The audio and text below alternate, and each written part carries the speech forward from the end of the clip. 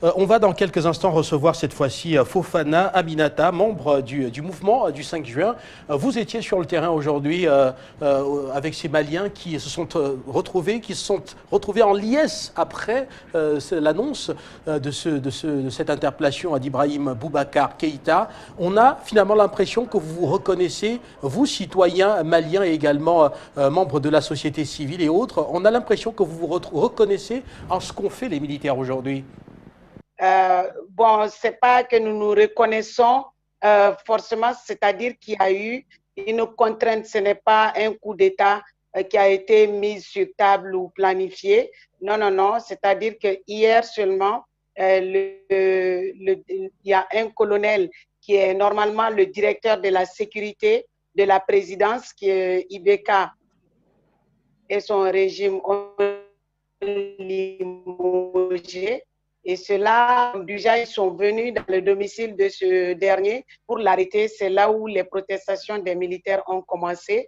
Et que là, les Maliens sont debout. Nous n'aimons pas les ingérences de la France. Nous n'avons pas peur de ce que la France dit. Nous nous attendons à ce que la France ne soit pas contente de cela. Sinon, le programme du M5 RFP, ce n'était pas ça du tout, pas du tout. C'est une surprise, mais quand même, je l'admets, je l'avoue, une surprise agréable.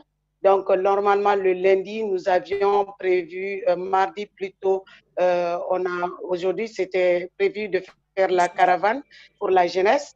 Et demain, normalement, la jeunesse M5 RFP devait marcher.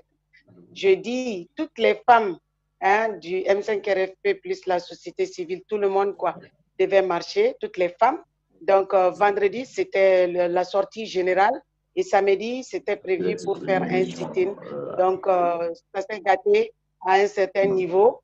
Ça s'est gâté à un certain niveau et nous sommes fiers de nos militaires parce que, avant tout, ce sont eux qui vont à la boucherie. Ce sont eux que ce régime a envoyé à la boucherie avec la France et la communauté internationale pendant 7 ans, avec des victimes civiles qui ne sont pas considérées, y compris les victimes non citées, dont ils disent que ce sont des gens qu'ils ne retrouvent plus, qui ont fui ou qui ont disparu. Donc, moi, franchement, je salue l'armée malienne, je salue le M5 RFP, je salue le peuple malien qui s'est mis debout, dire que nous nous reconnaissons dedans, mais moi, je dis tout simplement que c'est un soulagement. Maintenant, ce qu'on doit mettre sur la table, comme mon grand frère Togo vient de le dire, il faut que la France et la communauté internationale comprennent que nous ne sommes pas des ennemis. Nous refusons juste l'esclavage.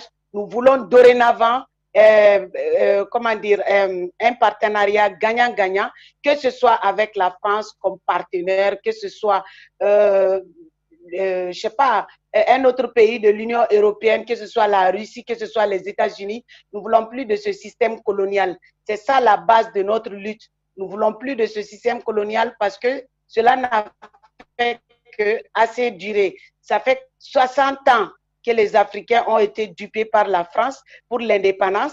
Donc, il est temps de mettre fin à ce genre de calamité, je dirais. Parce qu'aujourd'hui, cette lutte que vous avez vue est une lutte souveraine, parfaitement souveraine.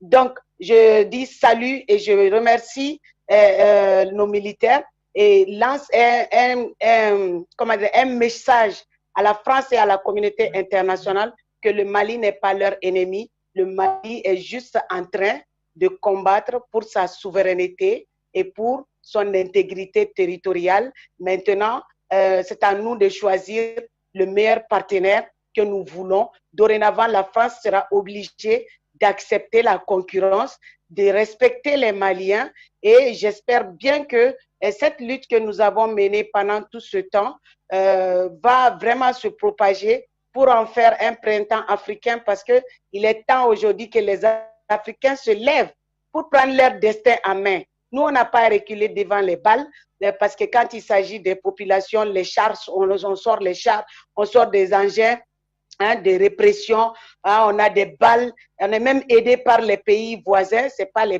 présidents des pays voisins. Donc aujourd'hui, nous n'aimons plus l'ingérence de la France, tout simplement. Le Mali écrit une page de son histoire. Merci. Et je poursuis avec vous, Fofana Aminata. On vous voit d'ailleurs en image lors de ces manifestations contre Ibrahim Boubacar Keïta. On vous voit aujourd'hui également, vous êtes sorti dans la rue.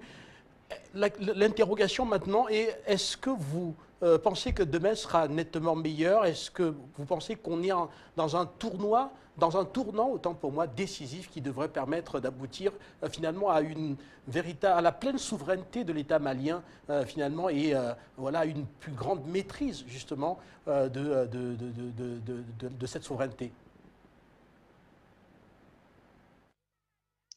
En effet, le M5 RFP n'est pas un simple mouvement, je dirais, du jamais vu sur le continent africain. Pourquoi? Parce que ça représente toutes les couches sociales et le monde entier sait que nous menons une lutte pour notre autonomie, pour notre souveraineté. Donc, ce qui s'est passé, comme je l'ai dit, ne peut aboutir qu'à la souveraineté du Mali. Nous y croyons parce que nous nous sommes battus pour ça, parce qu'il y a eu des martyrs pour ça, et nos martyrs sont morts pour un idéal. Et nous allons tout faire pour que cet idéal-là se réalise, et nous allons faire en sorte que, ce que je viens de dire tout à l'heure, que la France et la communauté internationale, qu'ils comprennent qu'il est temps qu'eux-mêmes, ils se respectent d'abord, qu'ils arrêtent leur grand banditisme, parce que leur capitalisme, leur système capitaliste, qui vient avec des guerres farfelues, montées de toutes pièces, en vérité, qui ne veulent dire que deux choses, le génocide et le pillage.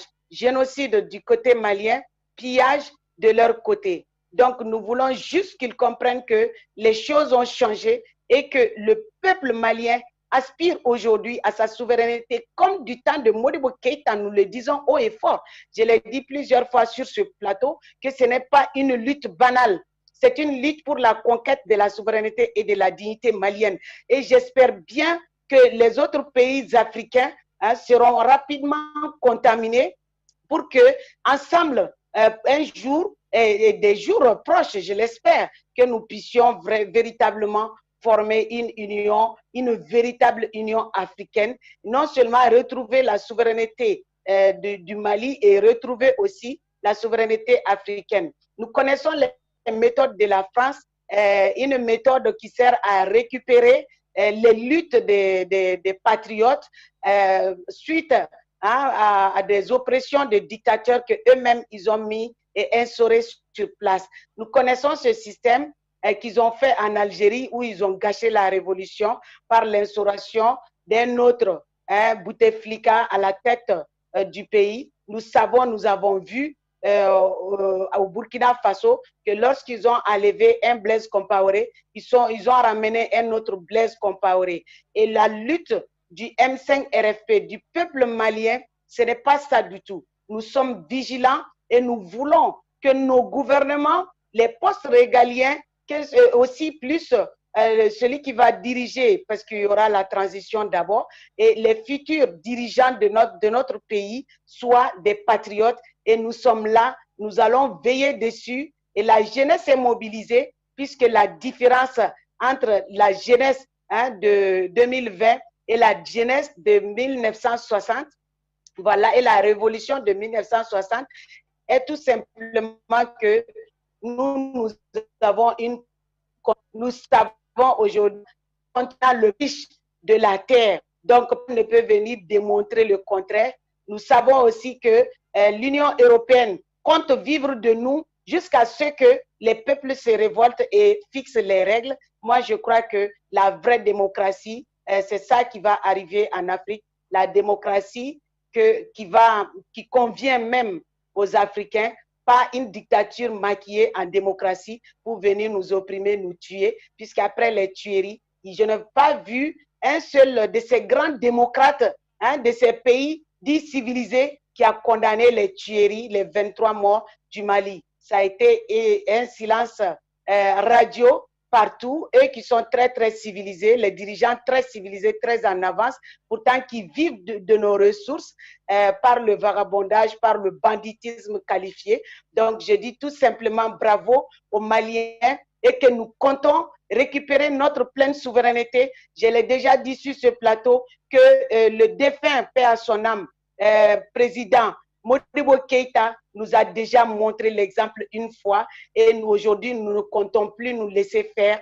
Voilà l'aboutissement de notre lutte. Maintenant, nous allons passer, et bien évidemment, à une autre phase, la phase du respect et l'instauration ou la restauration de la dignité malienne.